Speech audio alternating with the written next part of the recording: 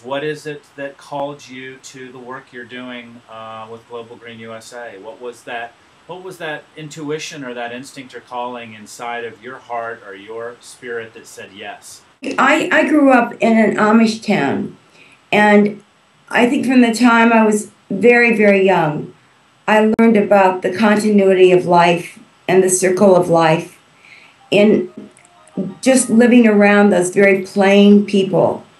I was always attached to the environment and loved it. And it was a shock to me when I realized that we could indeed be damaging it beyond repair. I have to tell you this story. I was walking through a room in my house where the television was on, and there was a story about Mikhail and Raisa Gorbachev.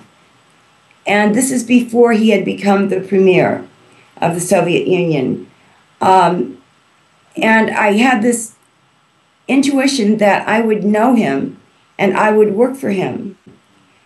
And it was a calm, sort of just accepted idea.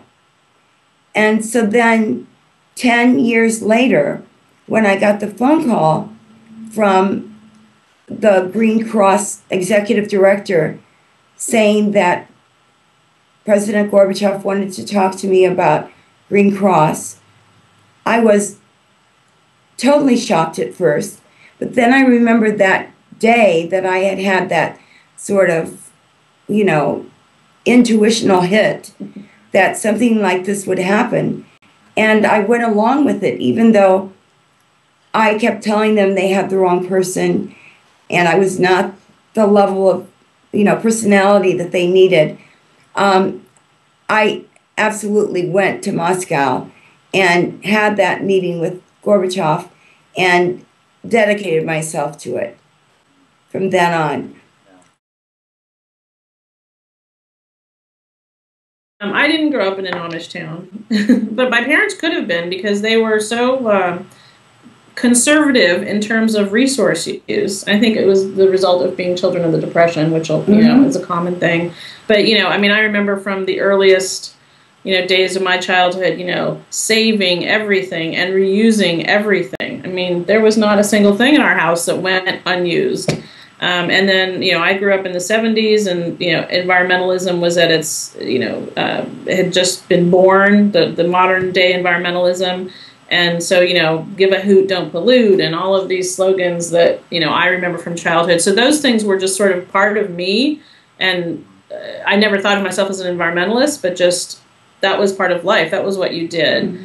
And then as an adult, I went to work on Capitol Hill. And in my work there, I served as a legislative staffer on the House Interior Committee, which was then, actually doesn't exist anymore, but then the committee that oversaw all of the national park system. And my boss had a national park in his district. So those issues became much more real to me because I dealt with them every day. And I took a trip during that time to Oregon, and I saw my first clear cut. And I had an absolute visceral reaction. I cried. I drove up this hill. I was with a friend and came over the crest and saw this, just swath of land that went on forever. And all it was tree stumps. And I remember thinking, it was as if somebody had told me that a close, friend or family member had died. It was really impactful. And I went back to Washington, with this mission, like I have to do this. I have to do this, and make sure this doesn't happen in other places. And I spent, probably 6 more years in politics before I finally figured out that I needed to go work for an environmental nonprofit to actually get something done. That's so interesting because I also worked on the Hill for 12 years. And that's such a wonderful experience for any young woman who's thinking about a career. Being able to work on the Hill for a congressman, senator, committee, subcommittee, whatever, is such an expanding experience. You learn so much, you meet so many people, and you really get a look at the world. And I think, I worked for Bobby Kennedy, and he's the one who really changed my life. Working for him changed my life.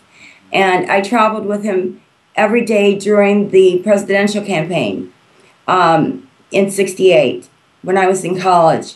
And that turned my life around and opened my eyes to the fact that we really could do something every single day that made a difference.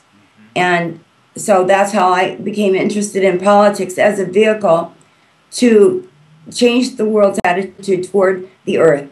And that was my whole calling there. So I just want to encourage women to visit the Hill. Absolutely, absolutely.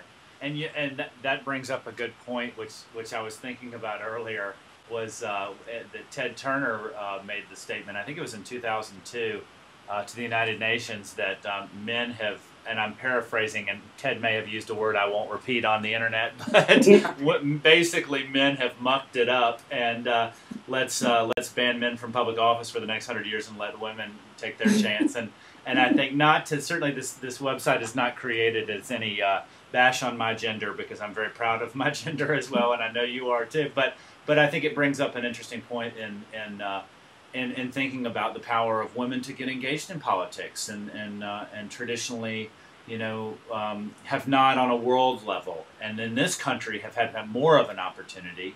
And that may be part of what the Dalai Lama sees too, where there have been more opportunities for women in politics here. Exactly. Exactly.